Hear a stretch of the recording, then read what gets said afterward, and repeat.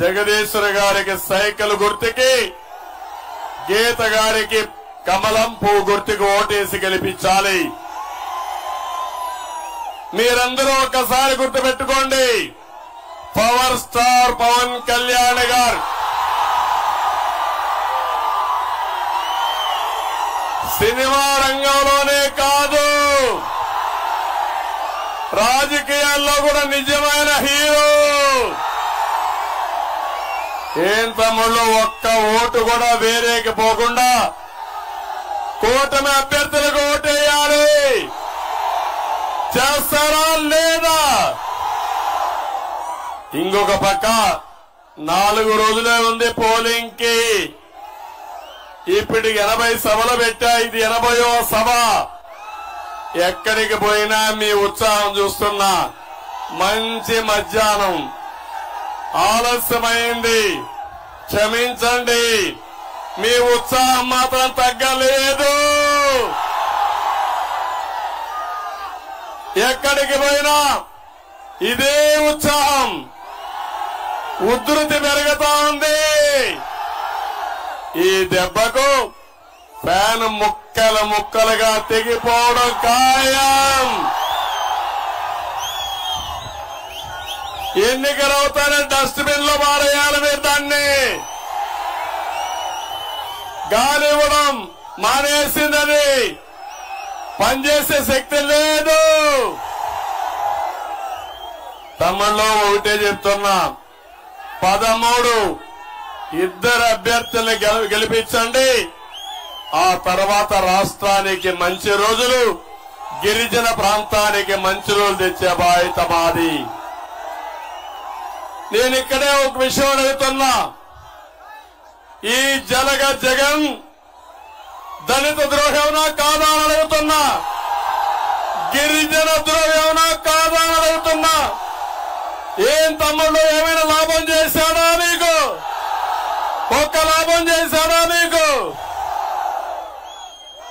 మిమ్మల్ని మోసం చేసిన మోసకారి జగన్ అవునా కాదా?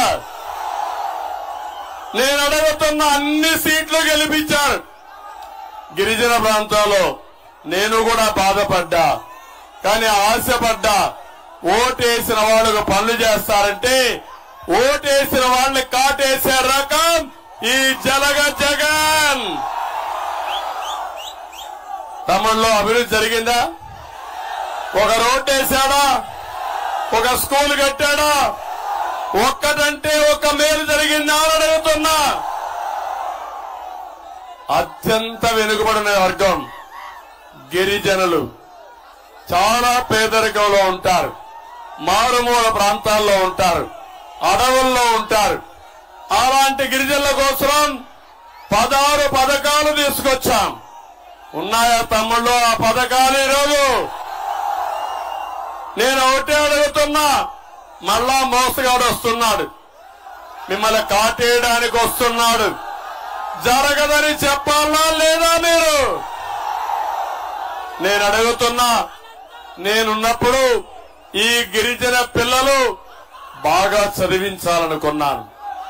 అవసరమైతే మీ పిల్లల్ని ప్రపంచంలో ఏ యూనివర్సిటీ కావాలన్నా పంపించి ఆ రోజు ఎన్టీఆర్ విద్యోన్నతి కింద మీ అందరి కోసం పాటుపడ్డా, నైపుణ్య అభివృద్ధి కోసం పాటుపడ్డా. ఇప్పుడు ఉన్నాయా కార్యక్రమాలు? ఇంకొక పక్క గిరిజన పిల్లలు మంచి స్కూల్ చదువుకోవాలని జిల్లాలో బెస్ట్ అవైలబుల్ స్కూల్స్ ని ప్రైవేట్ స్కూల్లో మీ పిల్లల్ని చదివించారు. ఇప్పుడు చదివిస్తున్నారా తమ్ముళ్ళు అని మిమ్మల్ని అడుగుతున్నా. ఎందుకు గిరిజనుల పైన కక్ష మీకు? వీళ్ళు బాగుంటే చూడలేరా మీరు? వీళ్ళు పైకి వస్తే ఓర్వలేరా మీరు? ఇంకొక పక్క తమ్ముళ్ళు, ఈరోజు మీరు చూస్తే 60% సబ్సిడీతో ట్రై కార్లో మీకు రుణాలు ఇచ్చేవాళ్ళం. కేంద్రం కూడా సహాయం చేసేది. ఈ 5 ఏళ్లలో 1 రూపాయి మీకు వచ్చిందా? ఒక పథకం వచ్చిందా? ఒక వ్యక్తికి సబ్సిడీ ఇచ్చారా?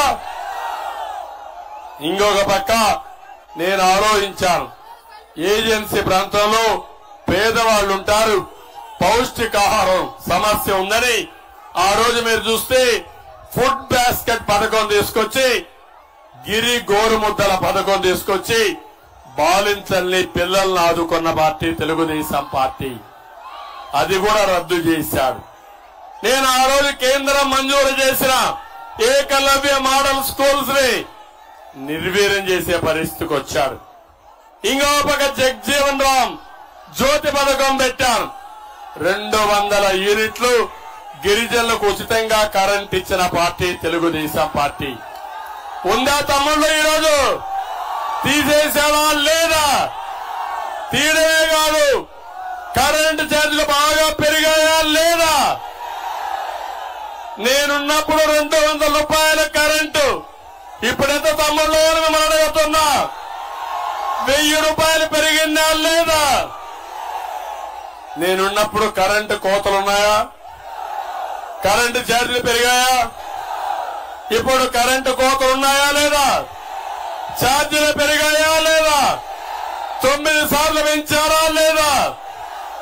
ఇలాంటి ప్రభుత్వం మీకు కావాలన్నా తమ్ముళ్ళు అని అడుగుతున్నా.